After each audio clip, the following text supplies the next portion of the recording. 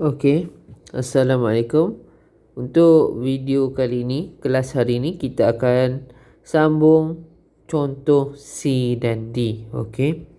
Kalau pada minggu lepas cikgu ada ajar untuk contoh A dan B. Okey, minggu ini untuk kelas hari ini kita akan tengok pula contoh bagi C dan D. Okey, jom kita tengok. Okey, untuk soalan C, diminta untuk faktorkan setiap ungkapan berikut. Okey, contoh yang C dia bagi 3Y kuasa 2 tolak 147. Jadi macam mana kita nak selesaikan yang ini? Lagi, sebagaimana kita dah belajar, untuk memfaktorkan menggunakan kaedah kuasa 2 sempurna, kita perlu menjadikan setiap yang diberikan ini mempunyai kuasa 2. Contohnya 3 mesti ada kuasa 2, Y mesti ada kuasa 2, 147 mesti ada kuasa 2. Okey, tapi kalau kita lihat kat sini, okey, 3, okey, kita lihat kat sini 3 tiada kuasa 2. Okey, 3 ni tiada kuasa 2. Jadi maknanya kita kena jadikan 3 ni sebagai kuasa 2. Okey, Y dah ada kuasa 2. Okey, 147 pun tiada kuasa 2. Jadi kita kena tulis dia dalam bentuk kuasa 2. Okey, 3 kita nak tulis dalam bentuk kuasa 2. Okey, tak boleh. Okey, tak ada kuasa 2 yang sempurna untuk menjadikan nombor 3. Okey, tak ada nombor yang boleh bila kita kuasakan 2 kita akan dapat 3. Okey, contohlah kita nak check. Okey, kita nak check nombor berapakah yang bila kita kuasakan 2 kita akan dapat 3. Kita check, kita gunakan calculator. Okey, calculator di sini. Okey, calculator. Okey, contoh kalau kita nak check nombor berapa bila dikuasakan 2 dapat 3. Okey, jadi kita kena cari punca kuasa 3. Jadi kita tekan punca kuasa 3. Okey, jadi kita akan dapat nombor, bila kita tekankan punca kuasa 3, kita akan dapat satu nombor dalam bentuk perpuluhan. Jadi makna kita tiada kuasa 2 yang sempurna untuk jadikan dia kuasa 3, sebab kita dapat dalam bentuk perpuluhan. Jadi bermakna 3 ni kita tak boleh nak kuasa 2 sempurnakan dia. Okey, jadi bermakna kat sini apa perlu kita buat bila kita tak ada kuasa 2 sempurna macam ni? Okey, apa yang perlu kita buat adalah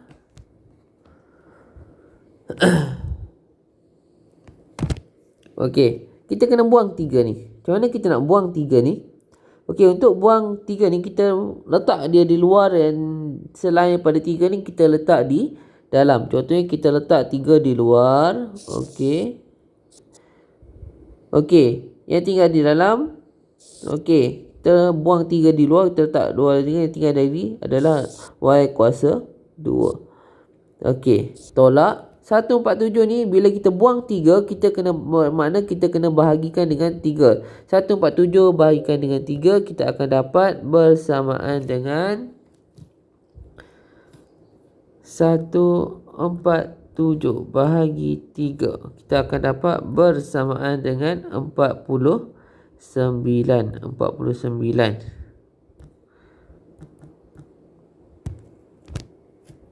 Okey, jadi mana sekarang kita tulis 49. Dia ada dalam kurungan adalah 49. Okey, kita dah buang 3 ni. Sebab 3 ni kita tak boleh nak kuasa 2 kan dia. Dia tukar dia jadi kuasa 2.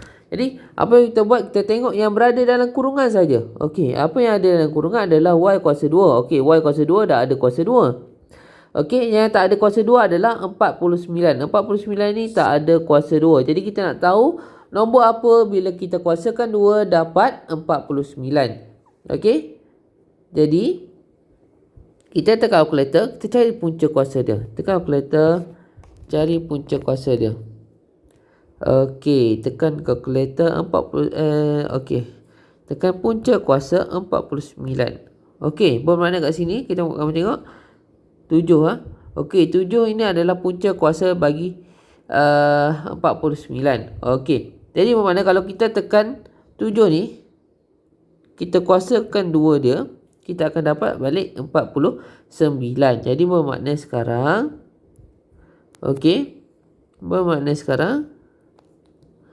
okey, kita tukarkan 49 ni dalam bentuk sebutan 7 kuasa 2. Okey, kita boleh tulis juga dalam bentuk 3 Y kuasa 2 tolak 7 kuasa 2. Okey.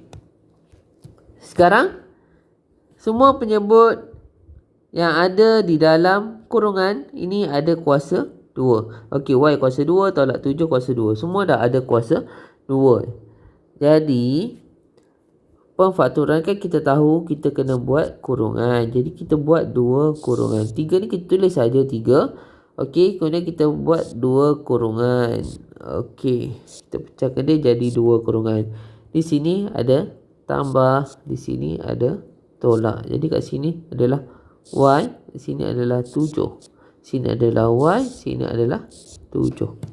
Jadi situ sahaja jawapan dia, senang sahaja. Okey, itu adalah jawapan untuk contoh C. Okey, kita tengok pula contoh untuk D. Okey, D. Okey, D dia bersamaan dengan 5 apa tadi? 5K kuasa 2 tolak 80. 5K kuasa 2 tolak 80. Okey, kes kat sini pun hampir sama dengan contoh yang di C. Okey. Okey, kita tengok kat sini ada nombor 5. Sini ada K kuasa 2, kat sini ada 80. Okey, jadi kalau kamu lihat kat sini, nombor 5 kita boleh tulis dalam bentuk kuasa 2 macam mana.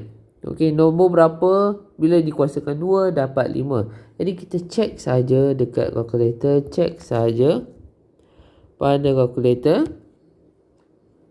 Okey, kalau kita nak tahu kita kena buat punca kuasa, tekan punca kuasa 5. Okey, tekan punca kuasa 5 kita akan dapat bersamaan dengan 2.23 ni kita akan dapat dalam bentuk perpuluhan. Jadi kalau dapat dalam nombor perpuluhan, bermakna kat sini kita tak boleh tulis dalam bentuk kuasa 2. Kita tak boleh tulis dalam bentuk kuasa 2. Jadi apa perlu kita buat? Kalau kita tak boleh tulis dalam bentuk kuasa 2, apa perlu kita buat? 5 ini kita perlu buang dia letak di luar. Okey, 5 ni kita perlu buang dia letak di luar. Okey, jadi sekarang kita akan letak 5 ni di luar. Okey, K kuasa 2 tolak 80 ni kita letak di dalam. Okey, K kuasa 2 tolak dengan 80. Bila kita buang 5 kat sini, maknanya kita kena bahagikan dengan 5. Jadi 80 bahagi 5 kita akan dapat bersamaan dengan okey. Tekan kalkulator. Okey, 80 bahagi dengan 5 kita akan dapat bersamaan dengan 16. Okey, dapat 16. Jadi kat sini akan dapat 16. Akan dapat 16. Okey.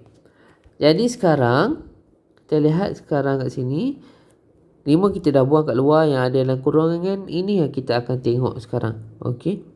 Jadi K kat sini ada K kuasa 2, 16 ini tak ada kuasa 2. Jadi kita kena tukar nombor berapa bila kita kuasakan 2 kita akan dapat 16. Okey, jadi cara itu kita guna kalkulator, tekan punca kuasa. Okey, kita tekan punca kuasa. Punca kuasa 16. Punca kuasa 16 kita akan dapat bersamaan dengan 4. Jadi bermakna kat sini maksud dia adalah bila kita tekan 4 kuasa 2 kita akan dapat bersamaan dengan 16. Okey, kita dapat bersamaan dengan 16. Jadi bermakna 16 ni kita tukar, kita tulis dalam bentuk